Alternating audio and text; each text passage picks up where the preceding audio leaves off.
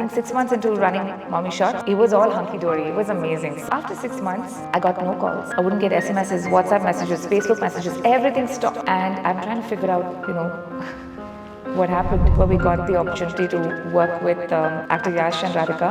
For me, that was a very special moment in my career because it validated who I am and what I've done so far. So stop thinking, just do what makes your heart happy. There is plenty of light at the end of that tunnel. You just have to go for it. Hi everyone, welcome to Real Celebrity Women Who Made It. Stories of extraordinary women. Powered by C. Krishna Chetty Group of Jewelers, and I'm your host, Spoorthi Vishwas.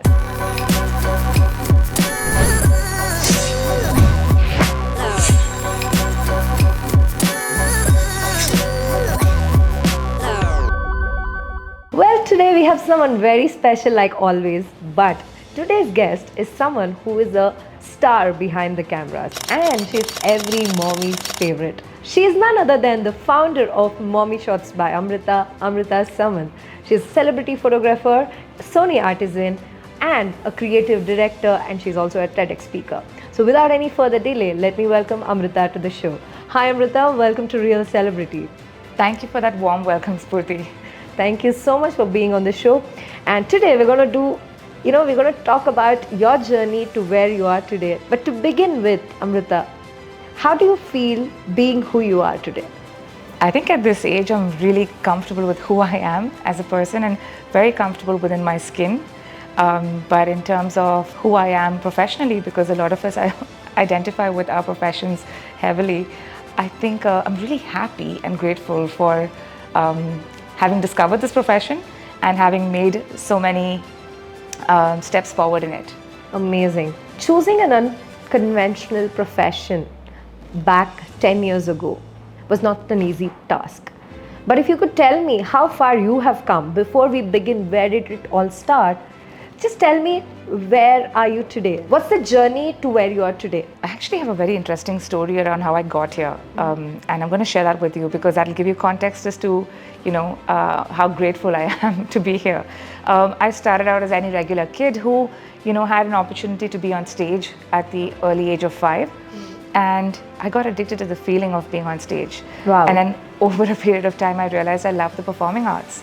So I indulged excessively in school and college with anything to do with dancing, singing, acting, all of it. When you come to this crossroads in life, where you have to decide what do you have to do next or what would you like to do next, obviously my heart was with the performing arts, but acting and dancing professionally were not exactly careers that were heavily supported at home because there was no background in that space or no media connects.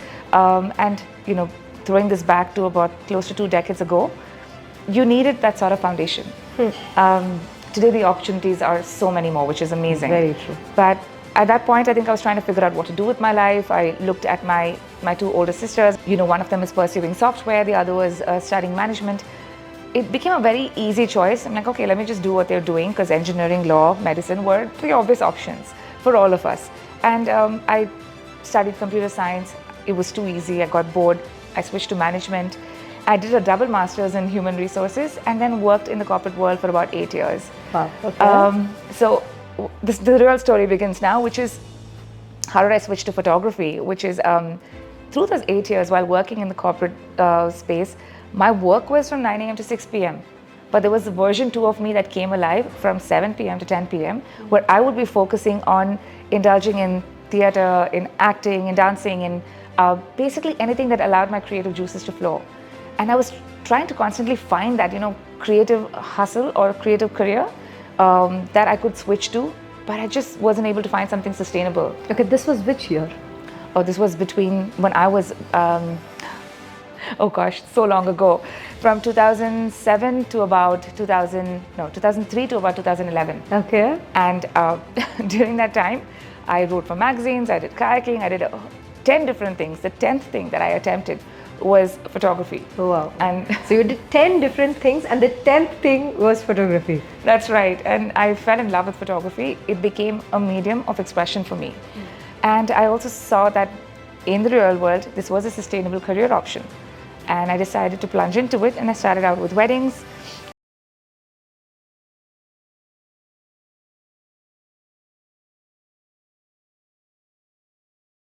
2014 officially, Okay. but I started dabbling with it in 2013 itself. 2013. Right. So this brings me to a very interesting question, because I train a lot of women, and one thing that they ask is, yes, I am in a corporate job 9 to 6, but I don't really want to do this. This has become a fancy term now, because a lot of entrepreneurs and startup owners end up saying that I quit my job and then I started this and I became successful, and it is so glorified today. Like, a lot of corporate employees and a lot of people who have a very sustainable jobs are getting inspired or influenced by this. But it's not everybody's thing, is what I understand, because entrepreneurship is not for everybody. It's something which is much harder than the 9 to 6, because at the end of the month you really don't know what's that coming into your bank account. So when people ask me, like, I want to do something but I don't know, but you also knew that you wanted to do something, not the regular corporate job, but you also tried different things. What's your message to these girls? I think How do they really find their, passion, that, okay, this is something I want to really do? I think the most loosely used phrase out there, especially in the last couple of years, has been follow your passion, follow your heart. And I think it's amazing to give that sort of a messaging, but it also has to be realistic. You can't just quit your corporate job and expect to be an overnight success, which is a lot of what people expect. It goes back to, my own corporate days. I loved what I was doing at work. It was very interesting. But there was this constant need at the back of my head to find something creative. And I realized I was trying to chase two rabbits. What happens is you land up with none. Nothing. Yeah. Right? So it was important for me to acknowledge this constant calling in the back of my head and realize that I am made for something creative and I should follow that. But I did not take up any of those 9 different things I hustled with. I side hustled with. I took up photography only because of its relevance in the real world and market demand. It required a lot of research to find out what's really happening out there. Will people actually hire me? Will this be sustainable? Can I do this job even 20 years from now? Because you're thinking the long-term game. It wasn't just a quick, let's try this and then come back. So the message I think I would give everyone is, it's not as glamorous as everybody makes it to seem, especially on social media. There's a lot of grind, because when I signed up to be an artist, I really thought I was going to be an artist. But I only do 20% of that. The remaining 80% is running a business, being relevant in the industry, building a brand, talking to customers, emailing, negotiating. All the the nitty-gritties of actually running a business takes up a big chunk of your time. And you've got to find your own ways to make time to indulge in the creative exercises you signed up for. Right. I really like that thing what you said. It's 20% of photography and 80% of business. That actually is a thing that a lot of people should understand, because today a lot of people are getting into fashion industry, television industry, and so many other things. For example, photography, interior designing, graphic designing. They know the art of that work, that particular work, but they really don't know the business of that work. They should start getting prepared to run the business before starting business. I think I would have been on the same page with everyone else, especially artists, right? We're so clued into our art that we don't want to do business. And that's not a part that most people are comfortable with. However, I think the corporate experience and my double masters in management really helped me sort of be ready for everything the business had to throw my way in terms of challenges. Today, Mommy Shots by Amrita is a big name. Before even somebody wants to become pregnant or somebody, conceives, they have a wish, okay, I want to get my shoot done by Amrita. So that's how far you have got your brand. But tell me, how did you get your first client, and what happened during that time? My first client it's a very interesting story. When I started out, I think I was just looking at friends in my vicinity to see if anyone would just sort of help model for the first shoot as, someone who could help me build my portfolio. But when I put word out and I was telling my friends that this is what I'm venturing into, one of them was whose child turned 1 said, hey, you know what? I'm looking for someone to shoot anyway, so why don't we do it together? And my first client was actually a paid client, but someone who trusted me and allowed me to sort of just go all out with the ideas and come up with a set that she would cherish. And back then it was Facebook that really helped us grow. So we put the setup on Facebook, you created a photography page, which everybody does. And it took off. It was hockey stick growth from there because it was such a fresh concept. Back in 2014, nobody else in the industry was specializing with children and family as a niche. So I had that first mover's advantage. And because of the approach I took, which is to sort of combine or allow kids to just be themselves in their natural environment and capture them on the go, the approach was something that was very well appreciated. And I think the next 6 months were amazing, absolutely amazing in terms of the kind of work we got our way. So you decided on the name Mommy Shots after first client, or you were well prepared, like, okay, this is going to be my name, this is going to be my logo, this is how my brand is going to be like, or it's just happened over the time? Okay, it's a very controversial statement that I'm going to make, but I think Mommy Shots was the name I came up with before I started the venture. However, also back then, equal parenting wasn't as popular, right? And which is why I termed it Mommy Shots. And today I have a lot of dads coming and saying, hey, why is it Mommy Shots? You know, I'm just as involved, it should be Daddy Shots. I'm like, you're right, I should think about that a little more, but that's really why I chose Mommy instead of Daddy back then. Amazing. Okay, so that's a nice name, by the way. It's like something which we can recall. You know, for a brand, it's very important to have a name which can, which we can recall it and absolutely, can stay in our minds. Right. Now tell me, what was that breakthrough moment for Mommy Shots? I think there have been multiple milestones that have really helped us set our work apart. And I keep saying we, but actually back then it was just me. Now we're a bigger team. I do believe that there's a certain credibility you receive based on the kind of people you work with. And so cricketer Ashwin Ravichandran and his wife were expecting at that point, and we got to document their maternity shoot. That really changed the game for me, because now even the dads sat up and took notice, and they're like, hey, we're fans of Ashwin. You know, if he trusts her, maybe we could too. Wow. And it was amazing. So Ashwin was your first client? Yes. I happen to be his biggest fan. Likewise. So it was absolutely an honor to work with his family, and we've documented their kids till like now, till they're 6 and 7 years of age. But that really helped sort of, bring our brand alive, and I'm always grateful to them, and I keep telling them the same thing. Wow, that's amazing. So I think after Ashwin and Preeti shot with you, there was no look back. I think you've come a long way. Can you tell me who all have you worked with and some amazing instances that you countered in this journey? I'll shift focus a little bit from there, because while we have worked with a lot of film stars across the country and sports persons as well, I really do believe that the growth of our company was honestly because of all the other families that trusted us, right? While working with well-known personalities, have built credibility for us in a huge way. I think what really helped us penetrate the market across India, including Singapore, has been regular families who have, just sort of welcomed us into their homes and, asked us to just do our magic.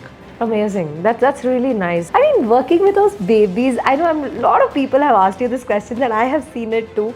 But is there any situation, I know you're very good with babies, you're like, I've heard this with someone told me ki, I really don't know how Amrita puts baby to sleep. Like she just does this and the baby sleeps. This is what I have heard. How did you learn this art, by the way? Maybe I should actually start a counter business of training mothers how to put babies to sleep. No, I don't think that'll be possible, because I'm good with babies in a shoot and motherhood is a full-time job.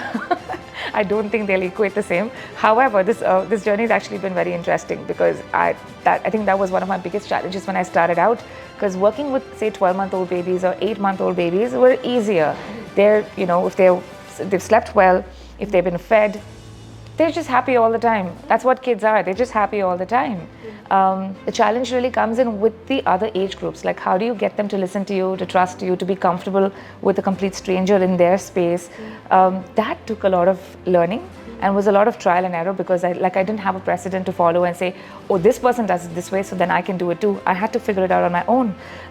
What really helped me was child psychology, because after so many failed attempts, I'm like, wait, there has to be a way to communicate with kids. And I've realized today, kids are fantastic communicators. It's up to us whether we want to listen to them. And you've got to use all your 6 senses to understand what they're trying to say to you. So my approach with a 3-year-old will be about storytelling and get their attention with, interesting characters they're familiar with. My approach with 6-month-olds would be a simple peekaboo game that they'd enjoy. So you've got to figure out that connect and then keep using that connect with them. And sometimes it works, very few times it doesn't. But you've got to find another way to connect with them. So did you study child psychology or something? Or? Not academically, but out of interest, I would just pick up books and read. I would read every book that every parent would read while expecting their child. This was to keep me with the same momentum, Right. and the same line with parents. So we're in sync about things they believe in versus what I read and how to flip that. But I think the real learning for me came from my sister's twins. I practically, I was very involved in helping raise them, and I got my initial experience over there. That's for sure. nice. There's so many struggling photographers today. Do you have some message for them? Because they say the first challenge for these photographers, no clients, no regular leads, don't know how to market, don't know how to build a brand. So how can they start? How can they begin? That's a loaded question, but I think I had my own set of challenges that you listed out. No clients, no leads, no marketing sense. All of this is stuff I learned along the way. I think at the core, you need to be aware of what your skills are and acknowledge that, hey, I have these skills, I don't have these skills. I enjoy doing this, I absolutely dislike doing this. So that will sort of give you a consensus of how to move forward. I'm going to share a couple of my own personal instances where I think 6 months into running Mommy Shots, it was all hunky-dory. It was amazing. So many people calling me. My phone was ringing off the hook. I was so grateful and I was thanking God. I'm like, okay, I made the right decision. After 6 months, during the months of December, Jan and Feb, I got no calls. My phone wouldn't ring. I wouldn't get SMSs, WhatsApp messages, Facebook messages. Everything stopped. Zilch, zero. And I'm trying to figure out, what happened? What did I do wrong? Or have I made a mistake? Should I just go back to the corporate world? I started panicking, very natural for someone like me who's a low risk taker. And in those 2 months, I was ready to even do the shoot for free. I just wanted people to shoot with me. I was so nervous about having to go back and giving up on something that actually picked up really well. And it brought me so much joy, honestly. So I called my ex-boss, I called my mentors, I called everybody in the network, in the HR network. I said, hey, you know what? I think I need to go back to my human resources job. I might have made a mistake. And they're like, yeah, it's cool. And then they connected me with a bunch of people. I started interviewing with companies. While I was doing that, interview processes are long, at least a good 2-month process. In those 2 months, I was building my portfolio. I was borrowing friends' babies. I was just like neighborhood in my apartment. Any kid, I'm like, can I please get 2 hours with you? Let me just try something new. Can I get 2 hours with you now? 100%. Yeah. So I just kept shooting for myself and building a portfolio, which I think started to connect with people. 2 months in, I was like a week away from getting my offer. I received an offer from 2 big companies. I picked up an offer with a large professional networking company, and I was about to join, and then my phone wouldn't stop ringing. I'm like, is this some crazy prank the world is playing on me? Like, what is going on here? I'm just about to pick up my career because pick up my corporate career, and then suddenly Mommy Shots is picking up as well. And this is a very embarrassing story I don't share with too many people, which is that I actually accepted the offer and then I had to quit in 5 days.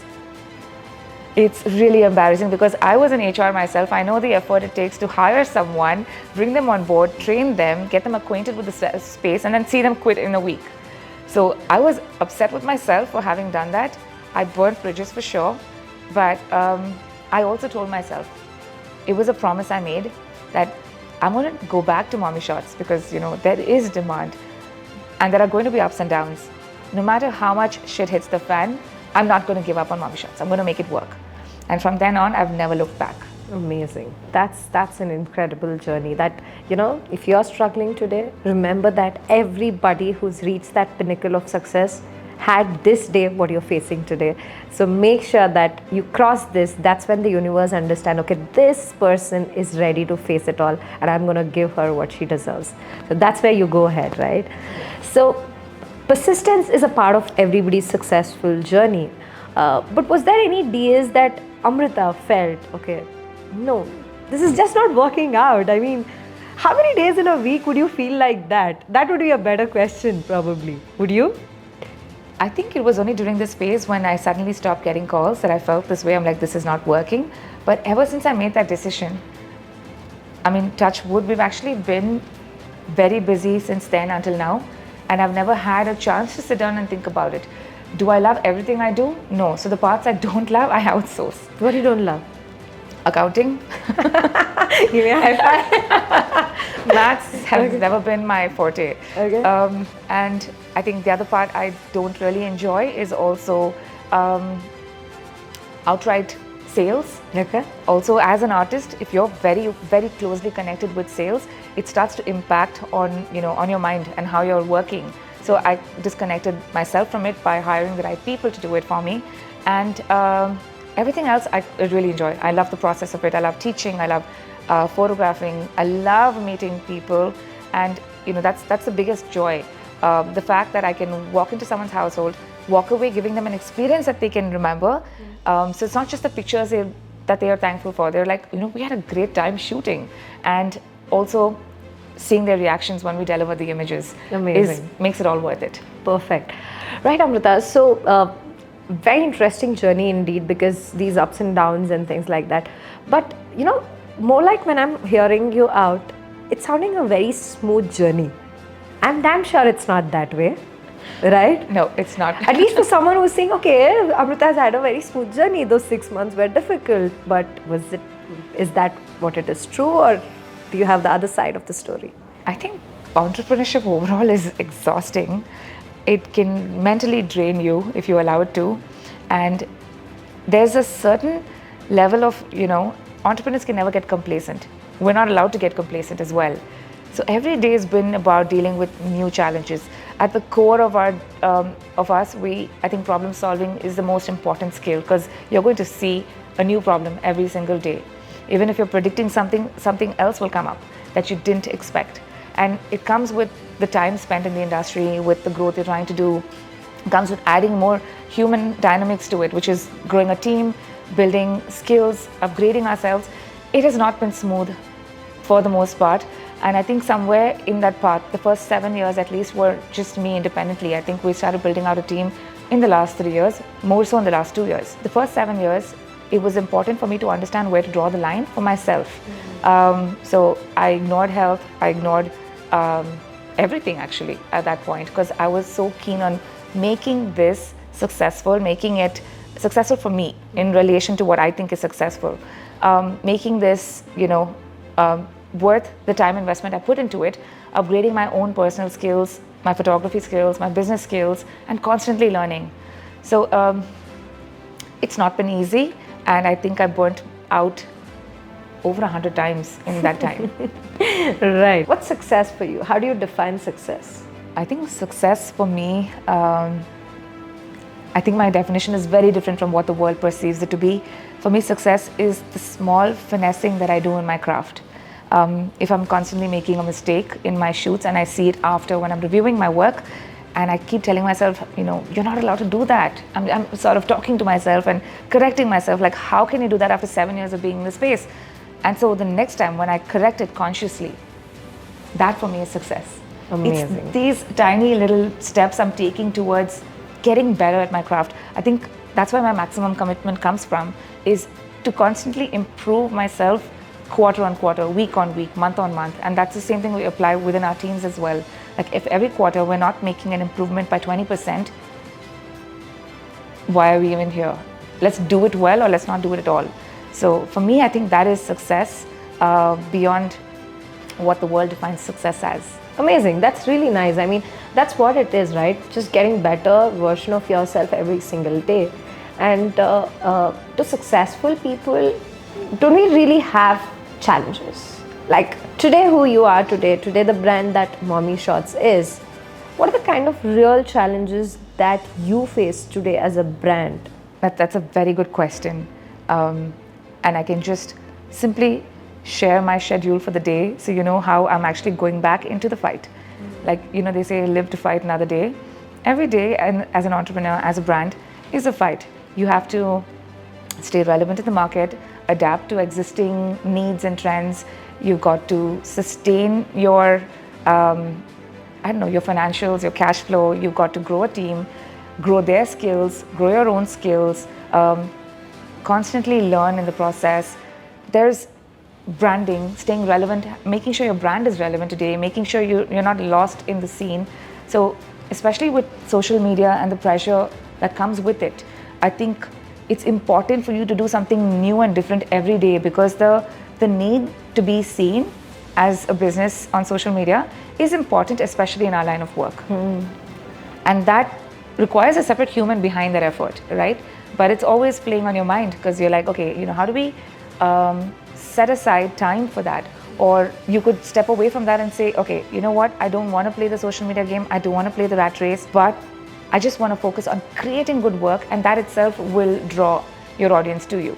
People who like your work will come to you, and that's essentially what you want.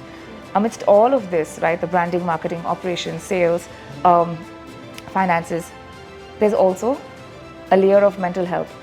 And your capability of dealing and managing good mental health amidst all of this is very important. It gets very easy to slip through those cracks and lose who you are in that equation.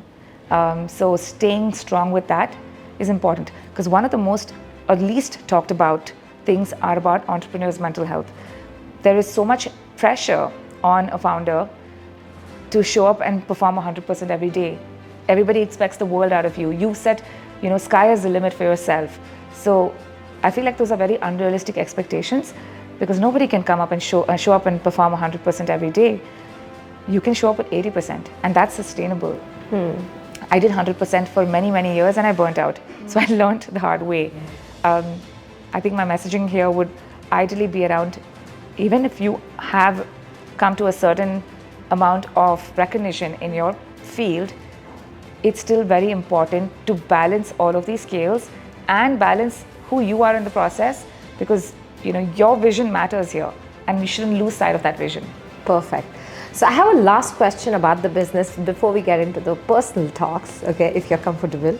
So today technology has become so fast forward, and things are going so fast, and there's every day something new coming in, whether it's photography or any field. Like there's new technology and new things adding in, so you have to cope up with those new things, being constantly upgrading yourself and things like that. So what are the steps that you actually take on a daily basis, or probably like on a quarterly basis, that you keep constantly upgrading yourself and keep that learning process continuous? I think I made it evident that my entire life is literally, mommy shots for me, because this is the single most important thing I've ever invested my time in. So as a result of that, at every point of time, I'm not at work, I'm still thinking of work. And I think that's an entrepreneurial problem, right? We're shooting on weekends, we're thinking about work on weekends, we're working through weekdays. It's a 24/7 thing. And I'm sure you agree with me with your own experience. Right. But the learning has been a continuous process from the very beginning. I don't shy away from signing up for workshops even today. Even though I conduct my own workshops, I create modules, educational videos for everyone else. I'm constantly trying to find better ways to do my work, and that inspiration can come from anyone. It can come from filmmakers, it can come from wildlife photographers, someone who shoots architecture, completely irrelevant to our space, but I'm still learning from them, because there's always a 20% takeaway that you can somehow transform to your world. Right. And even watching films, it's really sad. I've taken away the joy of watching films, because now I'm analytically breaking down how that scene is lit, and what was the cue for that actor to say this or react that way. I'm literally breaking. Do the mind talk, or do you tell this to somebody sitting next to you, or do you take one of your team members to tell them what is happening? If it's with my tribe of photographer friends or filmmaker friends I'm hanging out with, then we're discussing all of that. Otherwise, I keep mum, because people get annoyed with me. Right. But I get a lot of inspiration from films in terms of frames and locations, how they view spaces, how they use colors, be it magazines. I'm constantly drawing inspiration from multiple places and constantly learning and finding ways that I could adapt it to my style and my approach. So yes, that's how I've sort of kept pace with the changing industry. Today, I think our biggest, I wouldn't say threat, but the biggest thing that's looming over our heads is, how do we work with AI in the picture? Does that put us out of work? Does that allow us to embrace it and work with it? What do you do now? And I think it's really important to embrace it, appreciate what AI can do for you, and work with it. there are certain parts of your job that might go away because AI can do it better, and that's okay. But it can't replace a human. And Definitely not. To put in that input, also you need a human, right? Exactly. So that's exactly, if you become better at it, your work become faster, and then you're like up to date, and you're with it. You're going with it. 100%. It's a very, very fast growing industry and ever changing. So it's important to keep adapting to what's happening around you so you can stay relevant for yourself and for the art. Amazing. Okay, so that brings me to to cover the whole journey, how it started, where did Amrita see herself, and the whole journey of how it has come so far. But I have certain personal questions to Amrita, so if you're ready with your Absolutely. permission. So what do you enjoy the most doing? I've always been someone who liked to always pick up new skills, and somehow I forgot that part of me while I was growing mommy shots out. But I've started to indulge a lot more in things that bring me joy now in the last 2-3 years. One of them that I picked up is boxing. Oh wow, Yes. that's interesting. So I have an amazing trainer who comes home to teach me boxing every day, and it's been a year and a half of learning the skill. I think I'm definitely a lot better than I was when I started out, where I was only hiding and ducking. But it's a very challenging sport, and trying to get into the finer nuances of it has really made me sharper, I feel. So you've started loving boxing now. I love it. It's so much fun. Okay. And a great Do you want workout. to do it as a hobby, or do you see somewhere with that? Hobby. I don't think I'll ever get in the ring. Right. So what do you hate doing? Any sort of accounting. I think I told you this. I absolutely detest it. Are you good with money, by the way? You hate accounting, but you don't hate money. Nobody hates money. You find a way to So love you it. but love money. Who doesn't love money? Amazing. And I think it's, I think You more just than loving money, hate it's the a- Excels. yes, I hate Excel sheets. Let me put it that way. Right. But money is just a means to get to where you want to go. Okay, but I also know that you love traveling. That is right. I try and make more time for it now. Like I'm saying, the last 7-8 years, I'm not the best example of work-life balance because I did not have one. And I'm starting to carve out time for myself to make myself happy again. Right, makes a lot of sense. So Amrita, I'm sure this is one question everybody asks you. Why is Amrita still single? But I'll put it a different way. Happy, successful, good business, good money, beautiful, smart, intelligent, whatnot. Is this the reason you're still single? I like the way you put that question. Thank you for all of that. But I don't think I'm single by choice. I just don't think I've met the right person. And I think about this a lot, which is I'm going to be spending the rest of my life, and my life is precious. It's one life. I'm going to be spending the rest of my life with that one person. And I want that person to be a friend and a supportive partner. And I want to be able to make the best memories with that person. So I want to be careful about who I spend the rest of my life with. And I think it's important to take it slow and not rush into it, because I do understand we're also in India where everybody gets married in their 20s, and we're all expected to have our kids by 30. So there's a lot of pressure out there, and I've felt every ounce of that pressure in India. I will not hesitate to say it's not easy being single here, and you're reminded of it every day. So I think when the right person comes along, that's when I'll choose to settle. Okay. So Amrita, everybody needs a mentor. And who do you think, according to you, is a mentor? What role a mentor plays in everybody's life, and who is your mentor? My mentor is this amazing, phenomenal lady. Her name is Radha, and she's someone who mentored me during my corporate days in my human resources role. What she did for me was really help me be more self-aware about my strengths and weaknesses and understand what parts I need to work on. Also helped me work on some parts. However, there was no spoon feeding. She really just showed me the path and made me walk the hard walk. And I felt like I came out to be a much stronger person in the workspace as well. Some of the lessons she taught me back then still are something I use even today, and something I teach my team as well. So mentors play a very, very important role, because you may learn a lot while you're raised by your parents, with your siblings, with your friends, but having someone in your industry sort of show you the way makes a huge difference. So I definitely would suggest finding a mentor for yourself to be better as a person. So, yes, Amrita, that's an interesting way you put it up. Mentor helps you find who you are and gives you that self awareness of, what is your real self, right? Amazing, that's amazing. So, I think what I feel is everybody needs to have a mentor, because it's not at what place, at what position you are in, whether you are starting your journey or whether you are at a certain point or whether you have reached a pinnacle of your success, you still need a mentor, because there should be someone who can tell you, like, listen, this is what you're doing and this is what you're doing right and this is what you're doing wrong and this is how you can do it better. So I think that gives you a lot of confidence, saying that, okay, there's somebody whom I can, just go back and saying that, okay, even it's just to, analyze if it's right or wrong, to just ask if there's somebody, I think that gives a lot of confidence, right?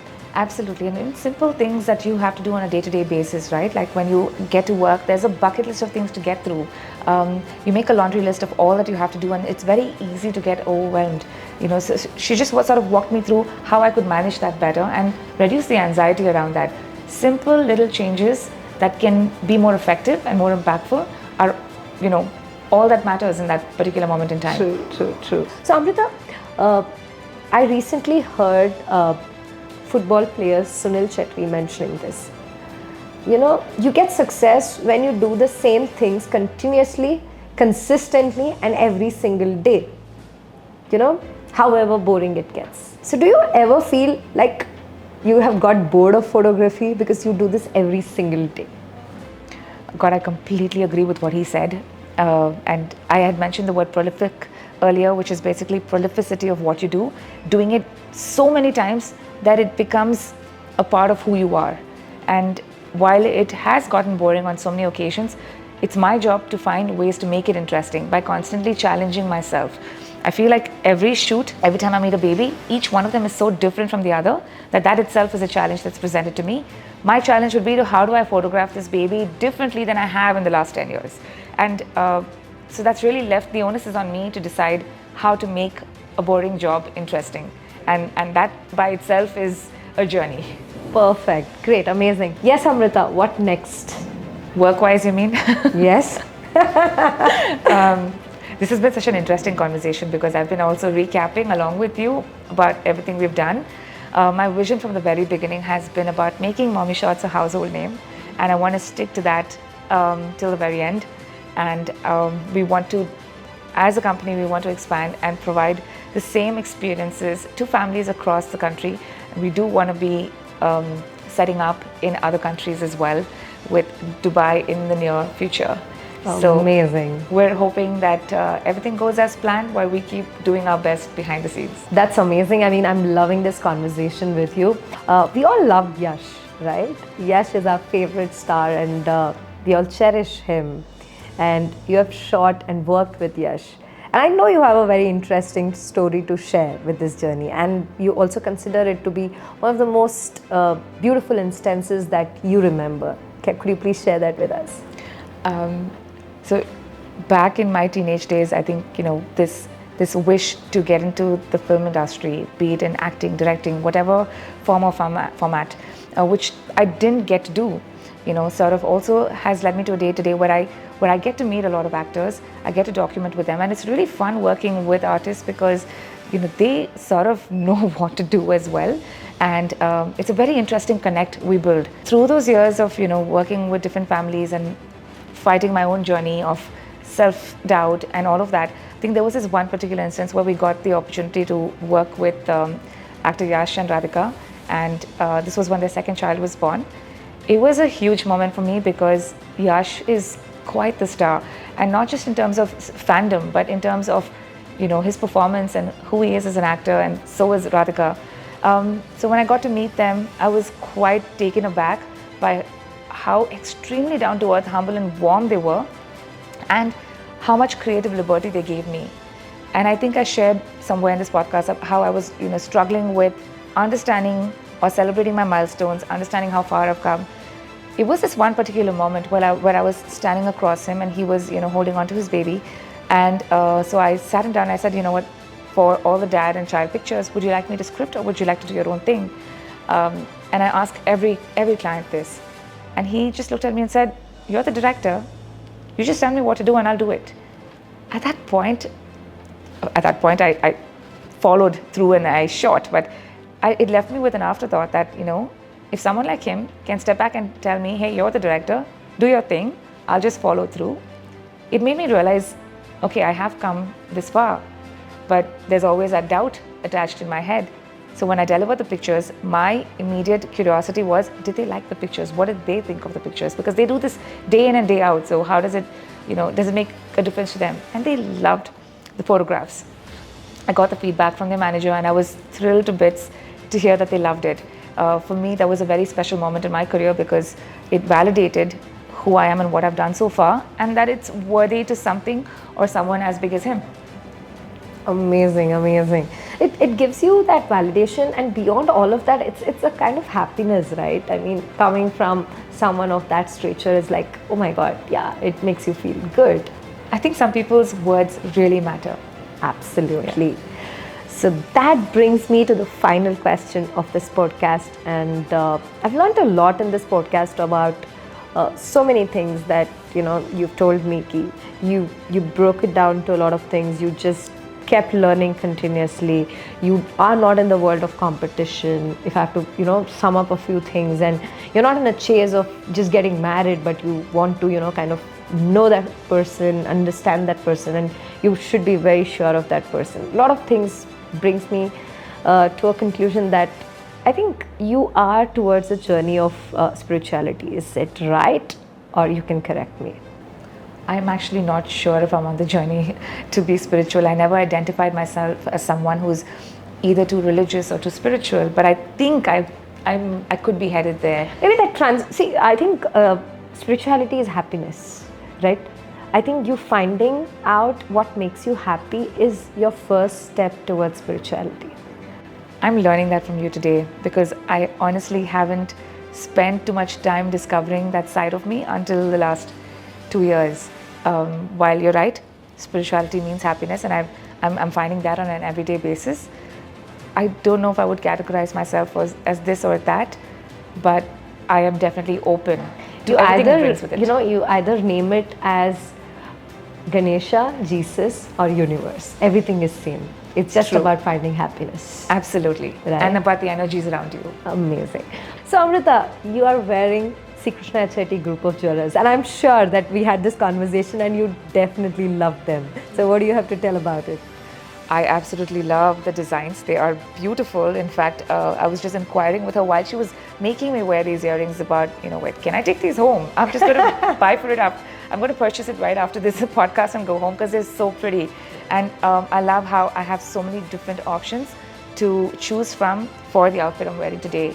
So the designs, the quality, and of course the finishing makes it look amazing. Absolutely. So in Sri Krishna Chetty group of jewelers, you also have these amazing jewelry like the ones I'm wearing and the ones Amrita is wearing for your daily office wear as well. It looks gorgeous and they have amazing collection. You just got to check it out.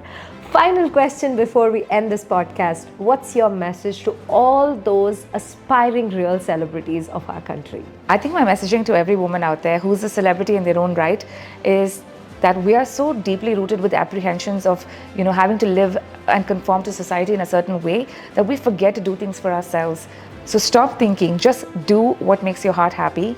There is plenty of light at the end of that tunnel. You just have to go for it. Amazing. That's a beautiful message. Stop thinking and just start doing what you love to do. Perfect. Thank you so much, Amrita, for coming all the way and being a part of my podcast, Real Celebrity. The actual essence of real celebrities, we celebrate women who have made it. And for us, they are the real celebrities because being an achiever is difficult and being a women achiever is a lot more difficult. So you were our celebrity today and we love to celebrate your journey towards success. And thank you so much for sharing your journey with us. So that's today's episode of Real Celebrity. And I'll see you soon with another exciting story of an extraordinary woman. So this show is brought to you by Sri Krishna Chetty Group of Jewelers and I'm your host, Spoorthi Vishwas. I'll see you soon in another interesting episode. Thank you.